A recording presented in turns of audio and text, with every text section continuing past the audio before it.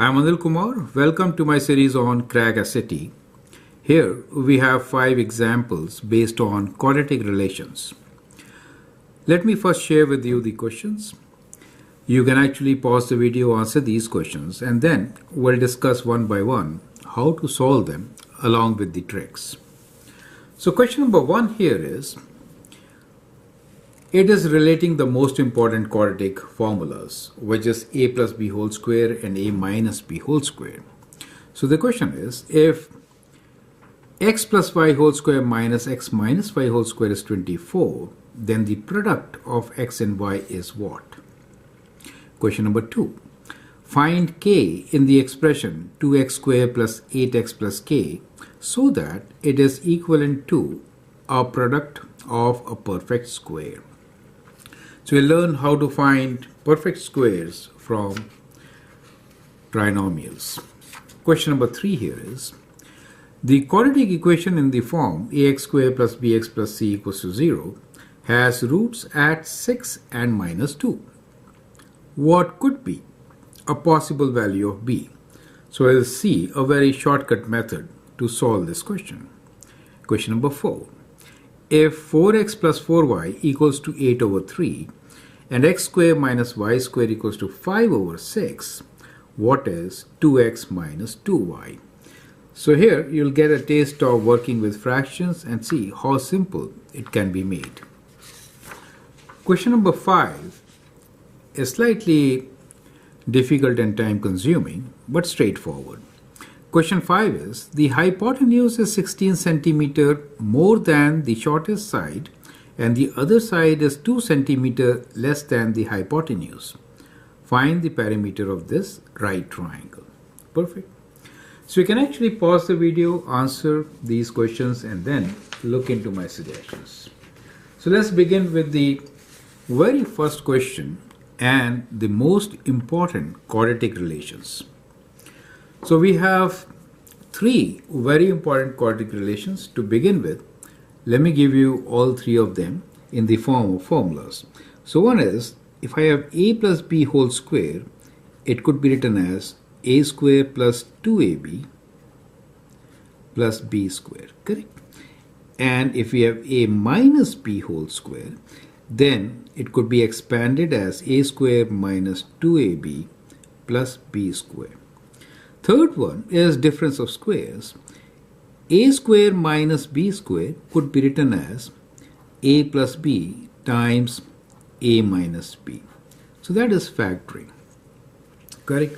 So out of these 5 questions, 3 of them are directly related on working with these formulas, and this is kind of very important when you talk about quadratic relations. So let's look into it. The very first question is, if x plus y whole square minus x minus y whole square is 24, then the product xy is what? Product xy is, we need to find the value of x times y is equal to what? Correct? Now from the formulas itself, you can see if you have difference of these two, right? X plus y whole square minus, so let me rewrite this. So what we have here is x square plus 2xy plus y square, and from here we want to take away x square minus 2xy plus y square. This is what we want to take away, right? So if this is 24, this is equal to 24, then we need to find what xy is. So clearly x square cancels, y square cancels, you are left with minus and minus makes it plus. So we have 4xy equal to 24. Product xy is equal to what? Just divide 24 by 4, and so we get 6 as our answer. So that is the answer, correct? So once you know how to work with these formulas, it shouldn't take much time. So always when you do this difference, you get 2xy, right? And 2xy, which add up to 4xy. And from here we can find the product. Clear? Now let's look into question number 2. Find k in this expression so that it is equivalent to product of a perfect square. So we have two parts, product and a perfect square. Now let's look into this. We have 2x squared plus 8x plus k. We know it is not a perfect square. So what you could do is you could factor 2 out. So when you factor 2, you get x squared plus 4x plus k over 2. Do you see that part? Now, for this expression to be a perfect square, what should be done? This is already a square. The center term should be 2 times ab, where this term is also a square. So we could do square root and square, right? Do you understand? So that really gives you that 2 times, this is 1, right? 1 times square root of k over 2 should be equal to 4. Correct? So that gives you the solution. It's an easy equation to solve, right? So we get square root of, let me just do it here, square root of k over 2 is equal to 4 divided by 2, which is 2, right? So square root is equal to 2. Now if we do square, then we get k over 2 is 4, and that gives you k as 4 times 2 or 8 as your solution. So option C is the right answer. Got it? So that is how you're going to do it. So I hope it makes sense. Let's move on and take up question number 3 now. Question number 3. The quadratic equation in the form ax squared plus bx plus c equals to 0 has roots at 6 and minus 2.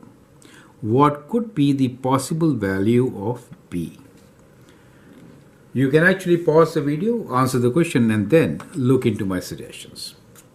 Now here we'll talk about a shortcut, right? So that is a trick. Trick is to see the quadratic equation in the form of x squared minus sum of roots times x plus product of roots. Now this is a very useful form of a quadratic equation. Now it says it has roots at 6 and minus 2.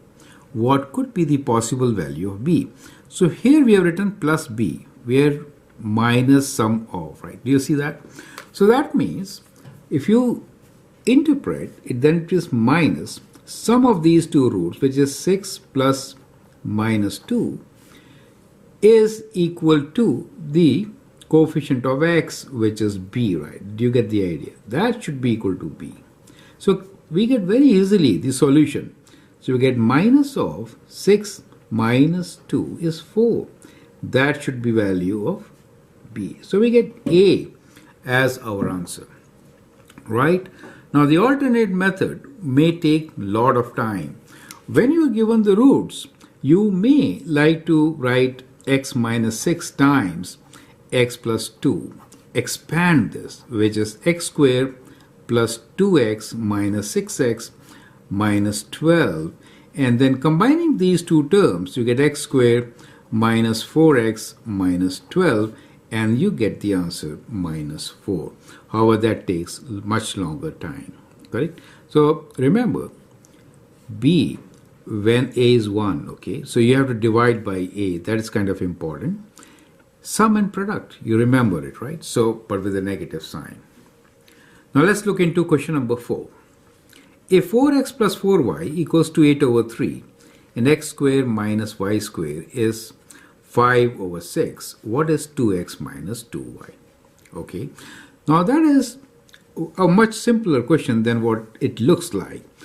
Let's see, we are given 4x plus 4y equals to 8 over 3. You can take 4 common, right? So basically x plus y could be found from here, right? So we have x plus y equals to, dividing by 4, we get 2 over 3. Correct? Now this is difference of square. So when you say x square minus y square equals to 5 over 6, we are saying x plus y times x minus y equals to 5 over 6.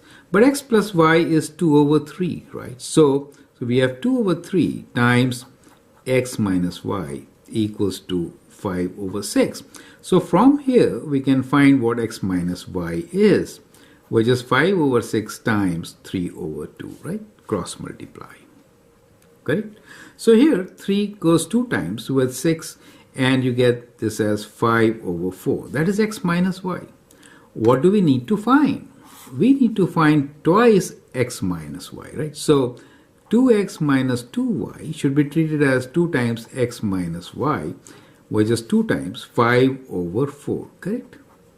So the answer is 10 over 4, which could be simplified and written as 5 over 2, correct?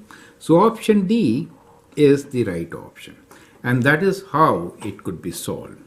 So this exercise has to be done without calculator. It does take a bit of calculations to solve such a question, but I think it is straightforward. Once you understand difference of square is to be applied to get x minus y, this is just 2 times x minus y. So if you could filter that out, it becomes simpler. Now let's look into the last question. Question number 5. The hypotenuse is 16 centimeter more than shortest side and the other side is 2 centimeter less than the hypotenuse. So it's a good idea as we read, we should kind of make a rough sketch, right? So 16 centimeter more than shortest side. So let this be x. So it will be x plus 16. And the other side is 2 centimeter less than hypotenuse. That means minus 2 will give you x plus 14. Does make sense to you. So that is the right triangle we are working on. We need to find perimeter. So we just need to find the perimeter of this particular triangle. So for that, how can we find x? That is the first question. Well, using Pythagorean theorem, we can find x. So we know square of x plus square of x plus 14 should be equal to x plus 16 square. Now in this calculator is allowed in this particular question, correct? So use calculator to solve this. So I hope that makes sense. Perfect. Okay. Now we can bring all these terms to one side and then solve. So we have x square plus, you can expand this, right? So let's expand this. We have x square plus 2 times 14 is 28x plus 14 square, which is equal to 196,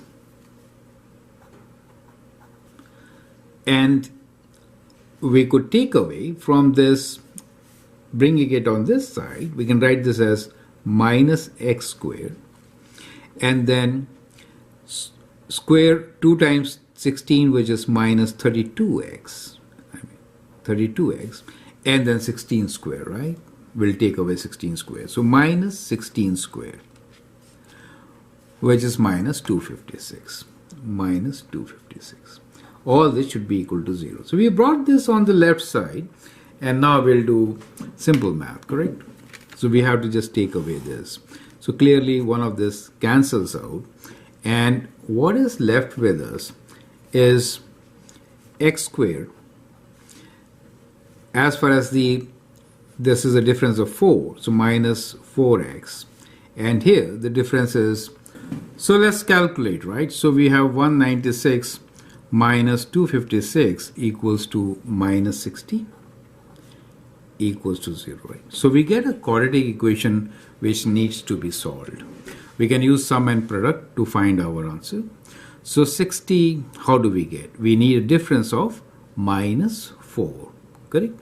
So the two numbers could be, we need to figure this out. So we are looking for product p times q as minus 60 and the sum of these two numbers as equal to minus 4. So the two numbers could be 10 and 6, right? So bigger number being negative. So the two numbers could be minus 10 and 6. Does make sense to you? So that helps to factor. Using these two numbers, we can factor this as x minus 10 times x plus 6 equals to 0. And that gives you x equals to 10 and x equals to minus 6 as your solution. Perfect. Now, you can only have positive sides, so this is the value we are looking for. If you substitute 10 here for x, then the sides are 10. Adding 14 gives you 24, and the third side will be 26. So when you add them together, 6 plus 4 plus 0, 10, 3, 4, 5, and 1, 6. 60 is your answer, which is option C. Perfect. So I hope that is absolutely clear. Now this kind of question could be a great question also in your test paper. So that is how we could actually solve question number 5. I hope it makes sense. Feel free to write your comments and share your views. I'll upload another set of videos on quadratic relations. So we'll take up more applications based quadratic relations, which should help you to perform better in such test papers.